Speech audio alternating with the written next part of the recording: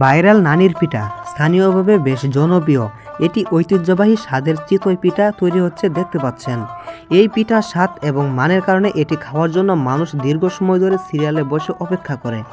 গাজীপুরের ভাইরাল নানির পিঠার চাহিদা এতটাই বেশি যে তিনি একসঙ্গে 30 থেকে 40টি পিঠা তৈরি করেও ক্রেতাদের চাপ সামলাতে হিমশিম খান।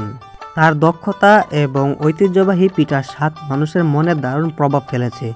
যখন ক্রেতাদের ভিড় বেড়ে যায় তখন দীর্ঘক্ষণ অপেক্ষা করতে হয়।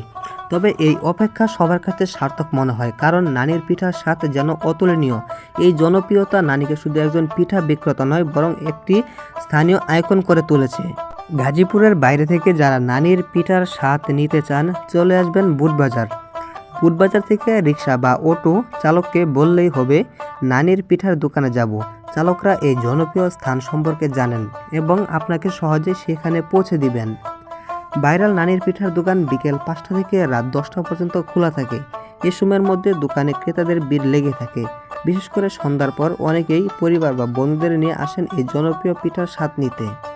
অল্প সময়ের মধ্যেই নানি তার দক্ষতায় ক্রেতাদের মন জয় করে নিয়েছেন। এই সময়সূচি মেনে যারা আসেন তারা অপেক্ষা করেও পিঠার স্বাদ নিতে পেরে খুশি হন।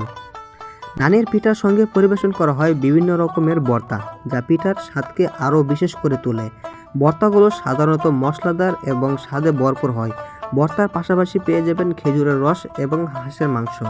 বিশেষ করে ছুটির দিন শুক্রবার আপনি যদি এখানে পিঠা খেতে আসেন তাহলে আপনাকে দীর্ঘ সময় অপেক্ষা করতে হবে, কারণ শুক্রবারে অনেক মানুষের ভিড় বেড়ে যায়, যার জন্য আপনাকে অপেক্ষা করতে হবে।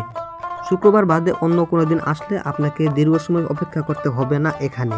আজকে বৃহস্পতিবার বিকেল টাইমে আসলাম, তেমন কোনো মানুষের ভিড় নাই এখানে, তবে সন্ধ্যা হলে মানুষের ভিড় বেড়ে যায়। এই পিঠা বিক্রি করে প্রতিদিন ইনকাম করেন 10 থেকে 12 হাজার টাকা। ক্রেতা বেশি হলে বেচাকেনা আরও বেশি হয়।